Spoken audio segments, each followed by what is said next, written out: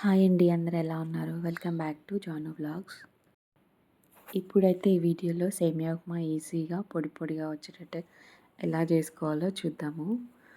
First అయితే నేను onions, మిర్చి, కొత్తిమీర కట్ చేసి పెట్టుకుంటున్నాను.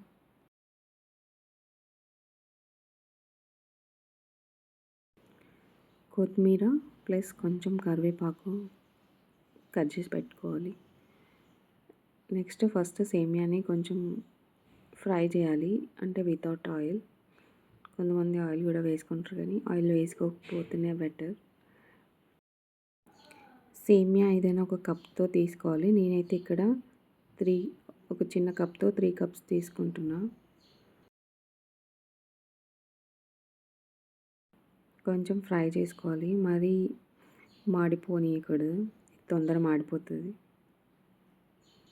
అంటే మనం కలపకపోతే మాడిపోతుంది, అందుకని కలుపుతూ ఉండాలి.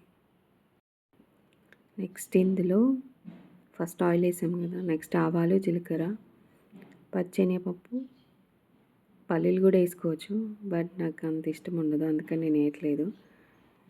ఏమైనా వెజ్జెస్ యాడ్ చేయాలనుకుంటే ఇక్కడ యాడ్ చేయాలి. ఆనియన్స్, పచ్చిమిర్చి,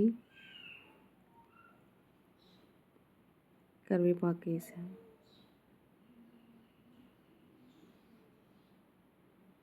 ఇవి కొంచెం ఫ్రై అయ్యాక కొత్తిమీర వేయాలి. ఇక్కడ క్లిప్ మిస్ అయింది. మనం ఏదైతే కప్తో సేమియా తీసుకున్నామో సేమ్, ఒకవేళ 2 కప్స్ తీసుకుంటే 2 కప్స్ ఆఫ్ వాటర్, 3 కప్స్ తీసుకుంటే 3 కప్స్ ఆఫ్ వాటర్. ఆ వాటర్ మీద 2-3 టేబుల్ స్పూన్స్ ఆఫ్ వాటర్ ఎక్కువ వేసుకోవాలి. ఇంకా కొంచెం ఎక్కువ వేసినా కొంచెం మెత్తగా అయిపోతుంది. కొంచెం ఇలా కలుపుతూ ఉండాలి ఒక 2-3 మినిట్స్. తర్వాత క్యాప్ పెట్టేసేయాలి. ఒక